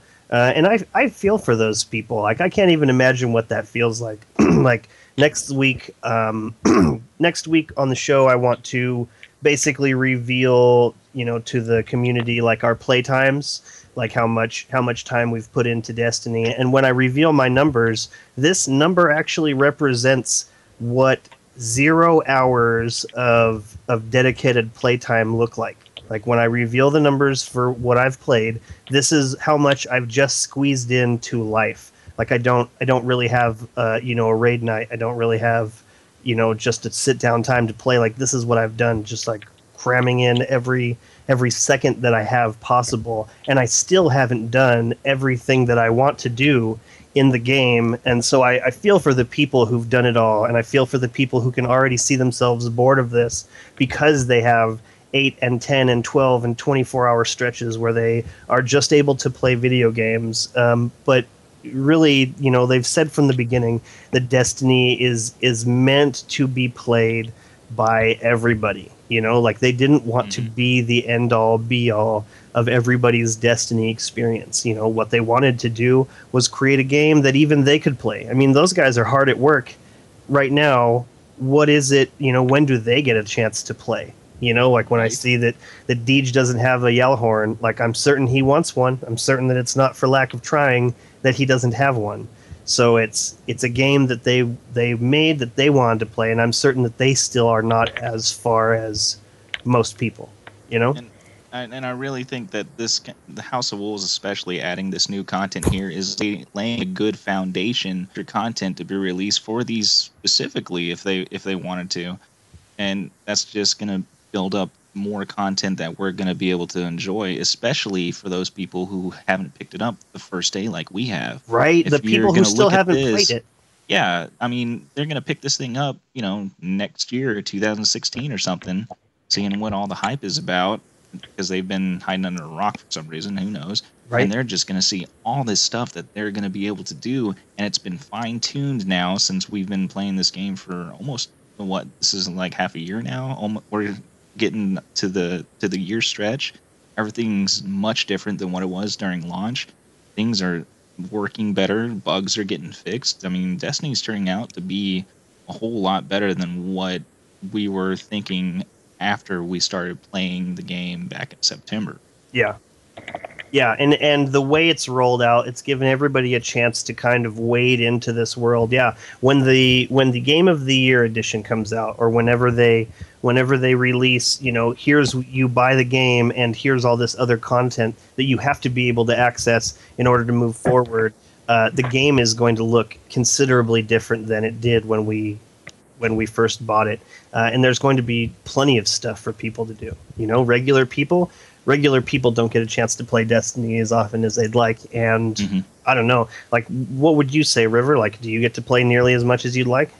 Oh, hell no, man. I wish I could play every day, but like lately, especially with how real life has been treating me, I've just been able to really play Thursday nights right after the podcast, and that's really it. Every now and then I can probably squeeze something in, and you know, with the Iron Banner, I forced myself to stay awake most nights to try to finally get that the class item from the Iron Banner this time around, because I never had it before. And you know, waking up with 3-4 hours of sleep every day was pretty much killing me this past week. But it's just one of those things where, you know, you got to try to balance life with something you love. Like, yeah, this is really true. Feel free to hop in, guys, at any time. By the way, Jazz, Crimson, everybody else. Right. I just don't want to talk over you guys. I agree more or less. I think that the content. I'm excited for the content that we got. I think that the content we got in itself is really good. Do I think it was enough for House of Wolves? Not quite. I think, but like you said, Remy, we are in a minority of the gamers, the ones who game all the time. Like even you, with the amount of hours that you're managed to squeeze in, you're still in a minority of the people who are putting a lot of time in. People are out there even more casual than you. Yeah. And I mean, when we just got at this most recent Activision conference call they did, they said that it was 20 million registered users now. Well, even if you just look at the Destiny subreddit, I haven't really looked at it recently. Let's see. I think I have a tab up right here. Yeah. Let's see. Well, I didn't look at the number recently, how many Guardians are registered or whatever, subscribed to it or whatever. But still, even that huge number that's subscribed to the Destiny subreddit is just a tiny fraction of the actual gamers actually playing Destiny. 170,719 are subscribed to the Destiny subreddit. Now, those are the hardcore gamers, but that, like I said, it's just a tiny percentage of the actual gamers out there. And I'd say that for the majority of gamers, they put out enough content. But for the harder core end of the community, this is what a lot of them have purchased when they originally purchased the game. I'm not sure it's going to be enough to keep some of the people who are on the edge around. I think they're really going to have to impress them with the comment, since not only did they not put out what people expected, as in no raid, you know, with this one, but you know what I mean? Yeah. Yeah. That makes sense. What are you thinking, Crimson Warlock? You know, I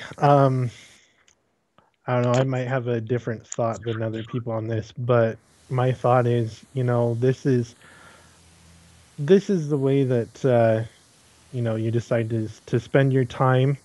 And if you've already bought the expansion pass, I don't think you really have anything to really complain about, because that's how you chose to spend your money on your entertainment. I'm not saying you have to be happy with what you get, kind of a thing, but I kind of am at the same time. I mean, that's what you chose to spend your money on. But if you love Destiny, that it's what you like to do. It's what you're going to enjoy. I'm kind of glad I'm not a super hardcore gamer. I mean, I do get more hours in than Remy does, I think, maybe. We'll find out next week. Yeah, we'll find out next week. But I feel like for what I've paid for and what I've seen, I'm excited, because I don't think I'm going to run out of content as fast as I felt like I did in The Dark Below. I'm hoping I don't ever feel like I've ran out of content and kind of burned out with this one. But also, I think we have a lot less time between the House of Wolves and what comes next. So, I mean, hopefully, kind of they've been able to learn from The Dark Below and what people felt was lack of content, and they're able to get things out when they want to, and keep all those naysayers happy. But yeah, I'm excited for what we have. I feel like I'm ready to try this new challenge, because the Prison of Elders for me definitely does put up a new challenge for me, which I'm excited for, and I hope that there's a lot more positive than negative when it comes out.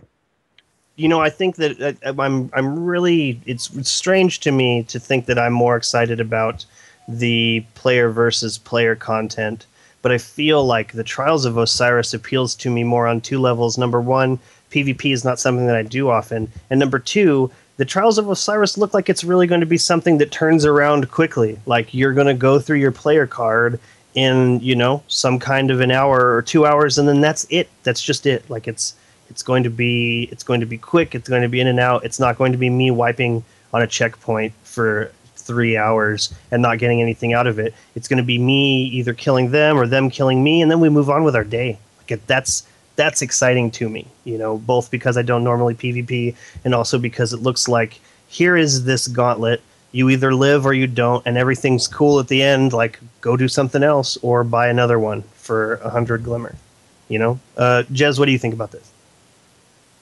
I think it's going to be an interesting expansion, just to see what the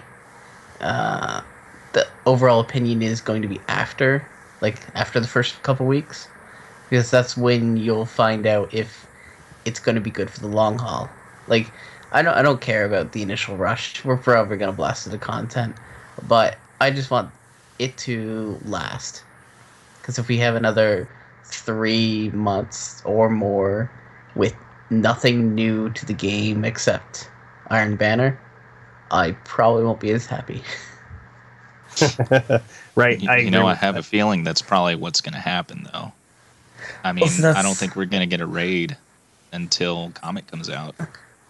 I honestly think Bungie has more surprises up their sleeve than what they're showing, but I just wish we could see what they are, or at least if they were hinted at, like more events, like not even just like more different style of events, like Iron Banner. Like now the Queen's Wrath is the game, so that's not in the cards for coming back out. So I don't know. There just needs to be something that changes up the game every once in a while for everyone else. Yeah. Well, I really think that it's gonna be, well, no, because you folks really roll with 3 characters, and that means 3 opportunities to run the Trials of Osiris, the Prison of Elders, the Nightfall, the weekly, right? All the freaking raids. I mean, you guys are gonna get your Ethereal Light quick, right? Like nobody's business. Yeah, pretty quick. Now that well, if everything works out the way it should be. On one character, with enough luck, you can be level 34 within the first week. Okay, because so you can do the Nightfall, get an Ethereal Light. You could do the Prison of Elders, get an Ethereal Light, and get like one of the armor cores, and trade that in for a different piece of armor. So, and then you have your exotic, which you can level up the first day. So we should probably get to 34 within the first week. Okay, so that's where I want to take this next question. Jez, you said that you were looking forward to getting to 34 as fast as you can. In 1 second, I want your answer to that. But right the second before it goes by, Zox18 says, to get everything from Trials of Osiris, I think it will be a hard grind to get everything. A lot of good teams are waiting to wreck. And I absolutely agree with this.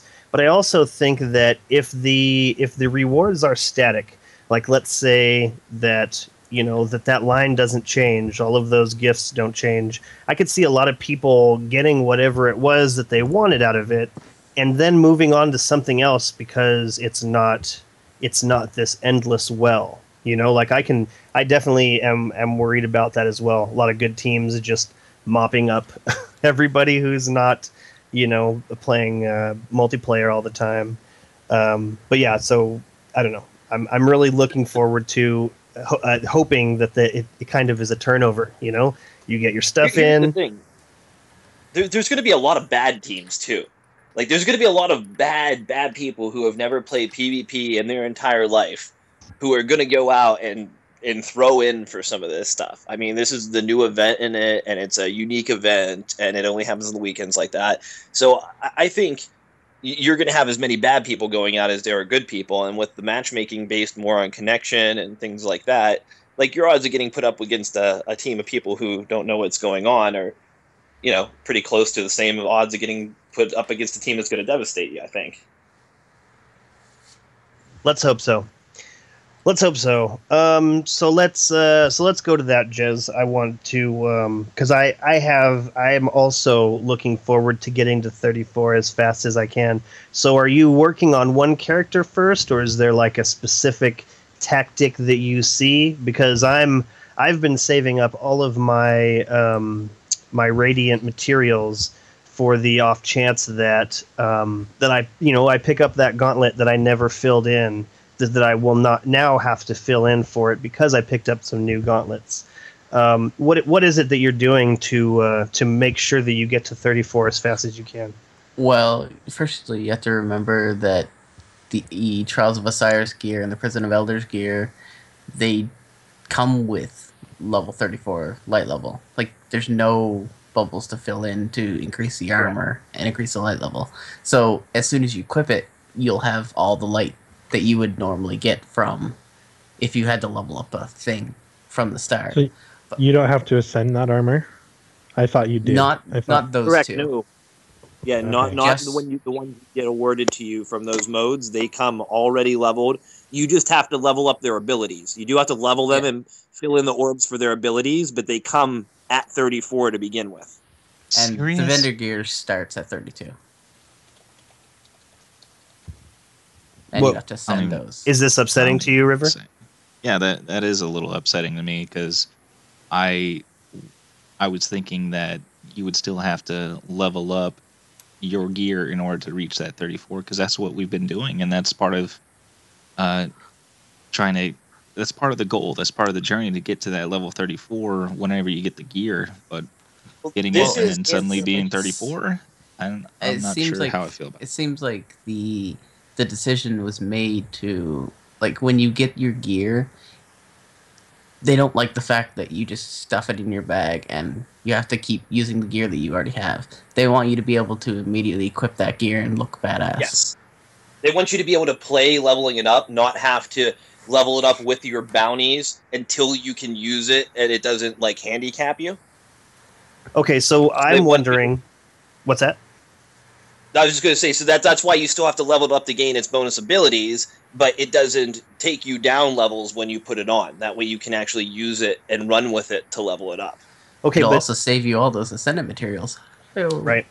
So I am curious to know. I wish I could have been there for the conversation where they decided that it was more important to do it this way because than the other way. Like they were mentioning that one of the things they didn't want to do was instantly make the people's raid armor worthless, which is partially what they're doing. Like with an ascendant material, you will be able to take that level 32 all the way to 34, but at the same time, if you just buy this gear from the, like, I thought they were going to change that.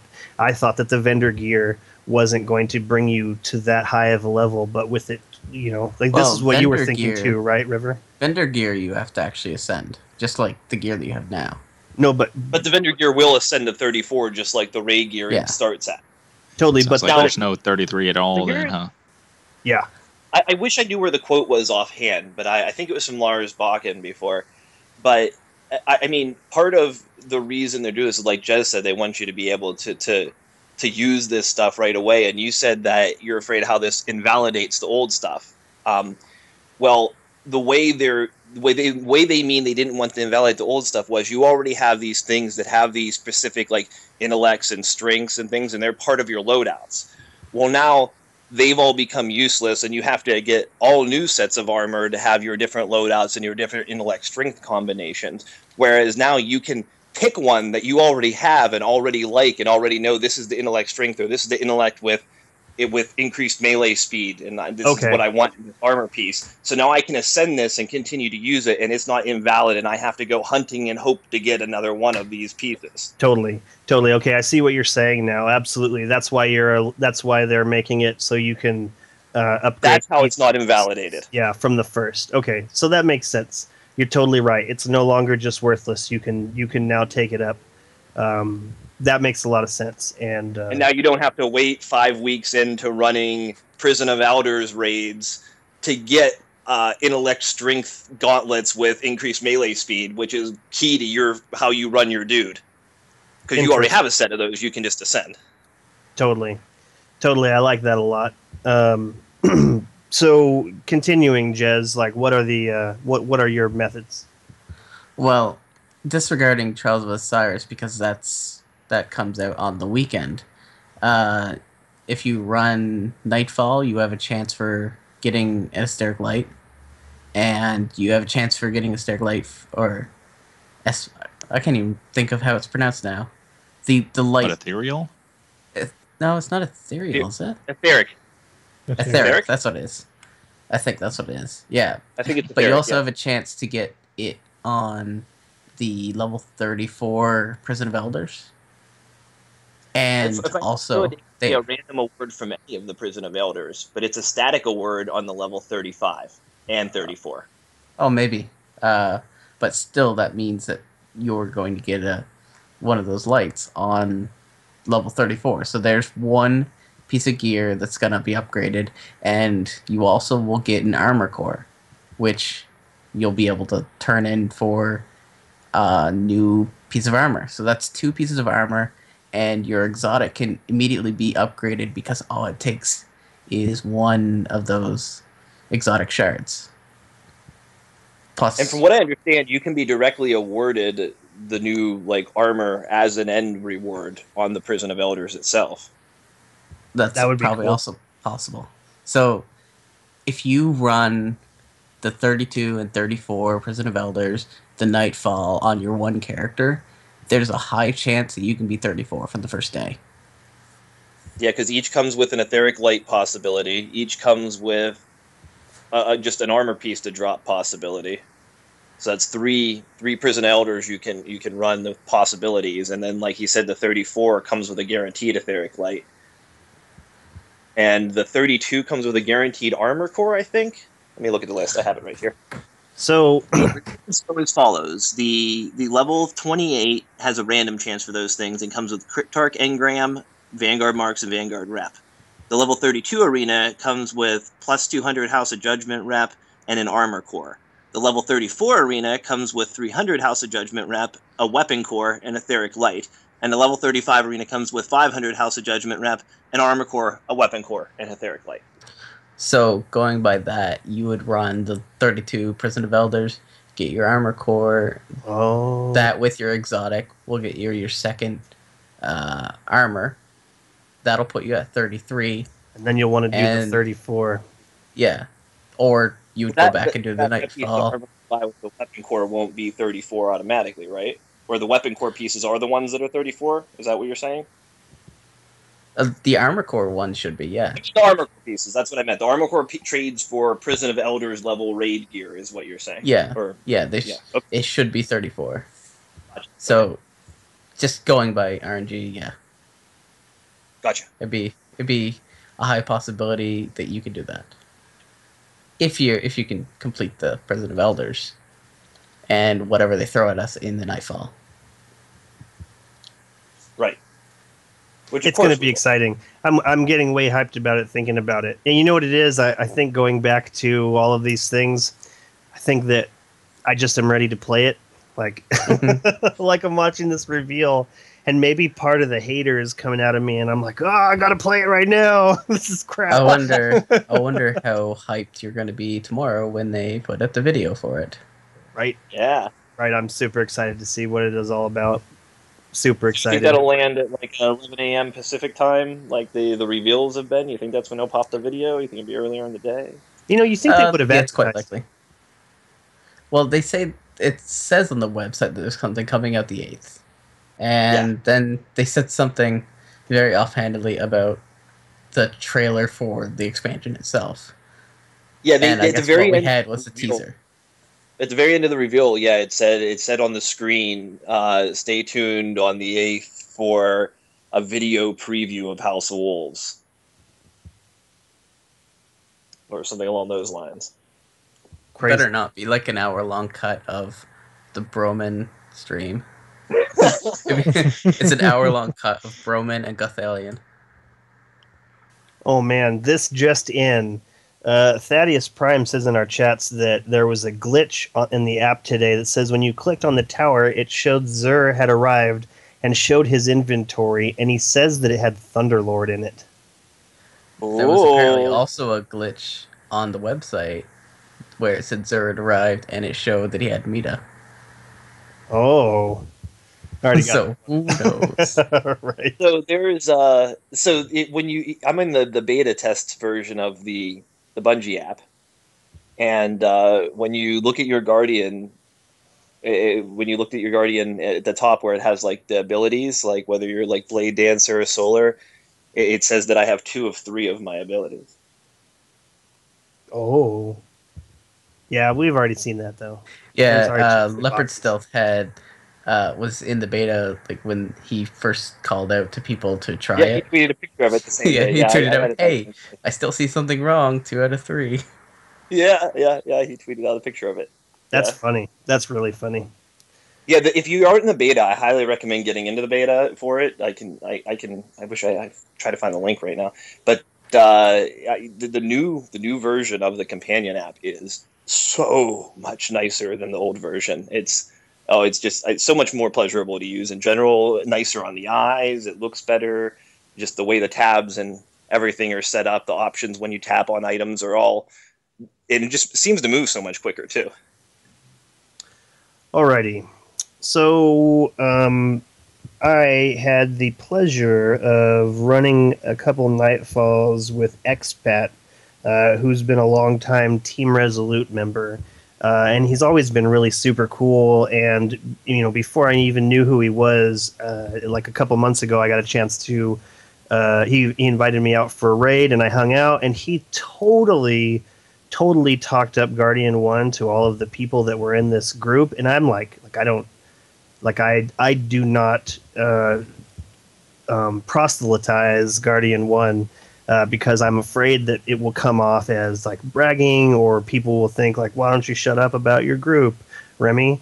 And so like when he did it, it was really cool. Like he said that, you know, the group was really awesome and then the podcast was cool, and he totally said some really great things to his clanmates, and I was right there, and I really appreciated that. Well, I got a chance to do a Nightfall, and he said one of the things that he wanted to hear us talk about was how do you clear out your inventory? Like he says that, like him, he's got a ton of gear. Like it's spilling out everywhere, and he wants to delete some of it before the House of Wolves comes out, so that he can have space for all this new stuff. And every time I look at some of those pictures of the stuff coming out, I feel the same way. Like I love my my snipers from the original content, but some of these new ones look really gnarly. So really, where do you draw the line, guys? Like, is there like River? You said you have plenty of vault space, yeah? Yeah, I still have plenty of vault space, man. It's because I really only run one character, so I don't really have a lot of gear. I mostly have legendary Ingrams and a few exotic Ingrams just waiting for my other characters, honestly. Right. For a second there, Variks joined us. Ooh, fancy. He must not have liked what he heard. Your voice was going a little bit robot-y. Maybe it was just for me. I don't know. Okay, so we're going to skip River because he doesn't have to delete things yet. Sure don't. Crimson Warlock, is your vault full of stuff? Not anymore. Now that I have the Pocket Infinity bounty, I literally had 10 fusion rifles for probably 4 or 5 months.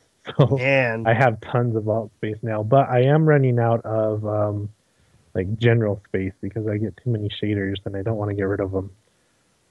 So that for me is an issue right now. Is what am I going to do when I start getting more shaders from House of Wolves? Totally. Okay, so I've addressed this sort of because and this actually stemmed from all the vehicles. Like I am an avid buyer of those spacecraft from the shipwright. I love buying new ships, and I wish I had unlimited space because I would just collect one of each. I would just buy every single one, no matter how dumb that dome looks on top. I want to buy it. I want it. And so what I ended up doing was just going through each of my characters, and then on my app, looking to see if I have that same ship on the other characters, because I don't really need more than one. Like, all of my characters don't need to have the same ship. And so I applied that same thinking to my shaders, because on each of the characters I have 9 shaders, and there's some sitting in my bank.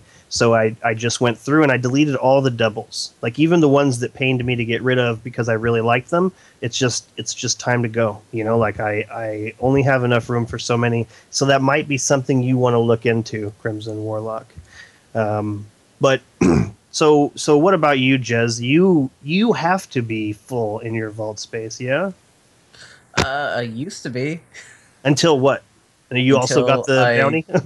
Deleted 2 of my Titans, and now I have 1 of each class again. Okay, and so now you're not fill up on weapons or armor, yeah? Well, armor is always I think I only have 2 pieces of armor in my entire bank, and they are both cloaks. I like that. But the weapons, I keep a very random stock in each inventory now, but I only transfer over like 6 weapons, so I don't have too much that I am like constantly switching back and forth. Well, actually, I suppose I am constantly switching back and forth, so all I need is those 2 slots in each character, so I can just load it up full of random weapons. But I still manage to have, like, I want to say, so of those 32 slots filled. Oh yeah. So they are getting quite full up.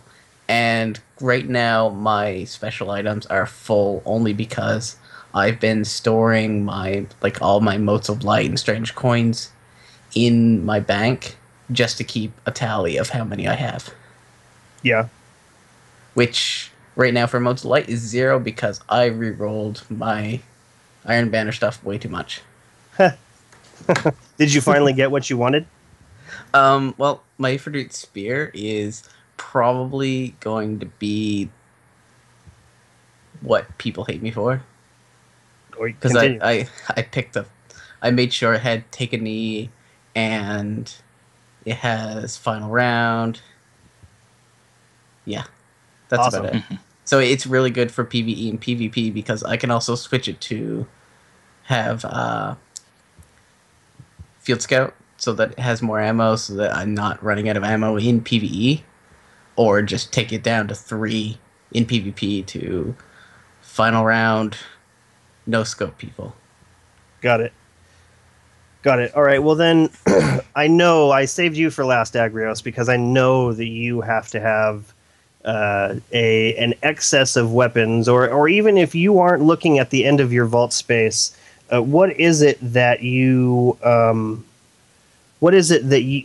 your criteria for deleting something? Like, say that you have your void sniper that you really like. Do you keep a second sniper around, a second void sniper, or what is your, like, when you see something that has these traits, what is it that you delete? Because what we're trying to get at here is, like, Expat's got a huge amount of stuff in his vault, and some of it's got to go. Some of it has to go. So, like, when you see a piece of gear that has what is your process there?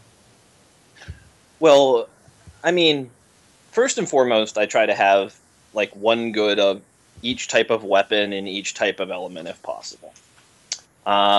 As far as primary goes, I mean, a majority of my PvE primary time is spent with a elemental primary in my hands, just because it makes sense to. So if it's a primary and it's not an exotic or elemental, it's got to be pretty special. I do have a 3 little words that is rather nice, and a red hand cannon I am digging right now, and some other things like that. But that, as far as primary goes, if it's not elemental, it's going to be really special. Then when I move into the other categories, like I said, I try to have like a sniper of each type, a shotgun of each type, and a fusion rifle of each type. And if I get one that's better than the one I have, the old one's going to get deleted. There's a few specialty weapons like my shoot to loot blue scout rifle and things like that. And then there's the rare sentimental thing. Like, there's a zombie apocalypse heavy machine gun that I really loved back in the day. I still have my original Supremacy sniper rifle, even though I have a much better Void sniper rifle right now, for utility's sake anyway. Although the Supremacy shoots like a dream. So there's a handful of pieces I keep for sentimental reasons, and that's just talking about weapons. And as far as armor goes, I'm full on that as well, because I have made it a mission to just collect a couple sets of things for looks that I enjoy. So, got it. Well, I'm also a loadout fiend, so I like to have like the different loadouts as far as intellect, strength, and discipline goes. So I keep a full set of armor for all those. Well, thank you very much for that, Agrios, and Expat. I hope that helped you. I can't imagine how it did, because it sounds like he's got 2 vaults, but that's just me. I'm worse than you. I guarantee I can't be of any help. That should have been my first thing. But that is the end of our show. Shout-outs, Agrios. Yeah. Shout out to everybody who comes to our show, because they're awesome. Agreed. Jez. I don't know right now. Probably shout out to Housesalon, because he's in my Twitter feed right now because of he made that app.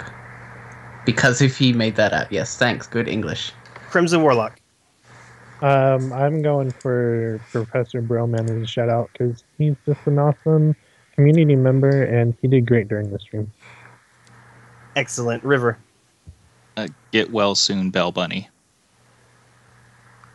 Oh. Excellent. Excellent. Yes. Get well soon, Bell Bunny. I'll add that now too.